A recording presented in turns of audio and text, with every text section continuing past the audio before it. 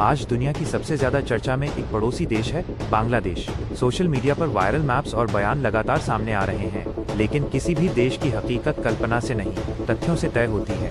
24 दिसंबर 2025 को ढाका के एक व्यस्त इलाके में एक जोरदार धमाका हुआ। इस धमाके में एक व्यक्ति की मौत हो गई और कई लोग घायल हुए।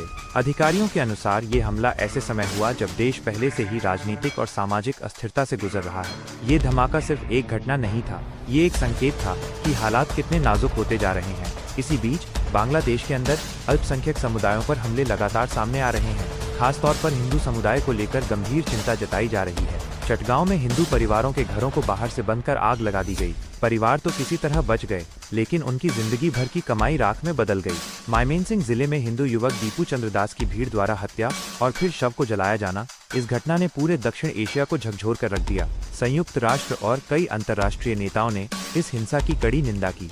भारत में भी इन घटनाओं के खिलाफ विरोध प्रदर्शन हुए। यह साफ सवाल उठता है, जब अपने ही देश में कानून व्यवस्था और नागरिकों की सुरक्षा चुनौती बनी हो, तो ध्यान दूसरों की सीमाओं पर क्यों? इसी माहौल में कुछ बयान भी सामने आए। पाकिस्तान के कुछ यूथ लीडर्स ने कहा कि वे ढाका के साथ खड़े हैं और बांग्लादेश अपने पुराने रास्ते की ओर लौट रहा है। लेकिन ये सिर्फ बयान है। किसी देश की सीमाएं, उसकी संप्रभुता या उसकी पहचान इन बातों से तय नहीं होती।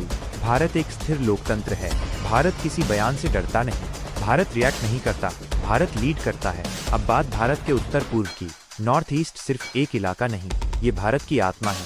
यहाँ की संस्कृति, यहाँ के लोग और उनका योगदान भारत की पहचान का अटूट हिस्सा है। इस क्षेत्र पर सवाल उठाना सिर्फ नक्शे पर लाइन खींचना नहीं है, ये भारत की एकता पर सवाल उठाना है। आज भारत आर्थिक ताकत, सैन्य क्षमता और कूटनीतिक प्रभाव में अपने पड़ोसियों से कहीं आगे खड़ा है। वैश्विक मंचों पर भारत दिशा तय करता है, अनुसरण नहीं करता। बांग्लादेश और पाकिस्तान भारत को चुनौती देने से पहले अपने हालात को समझिए।